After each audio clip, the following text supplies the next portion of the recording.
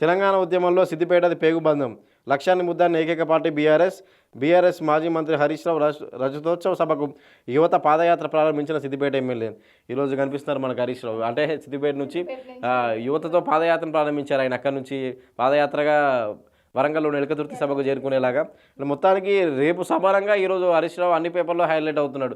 అంటే మొన్నటి వరకు కేటీఆర్ కవిత నేను మా నాన్నంత మంచిగా నేను రౌడీ టైప్ నామే చెప్పుకుంటూ మొత్తం కేటీఆర్ కూడా అటెన్షన్ గ్రాబింగ్, ఇద్దరు అన్నా చెల్లెలు ఇద్దరు అటెన్షన్ గ్రాబింగ్ చేస్తూ మొత్తంగా పార్టీ మా చేతుల్లో ఉందని చెప్పే సంకేతాలు వినబడుతున్నాయి. మళ్ళీ అంటే హరీష్ రావును తొక్కేశారు అనే ఆరోపణలు బలంగా ఇటువంటివి వస్తున్న సమయంలోనే హరీష్ రావు మళ్ళీ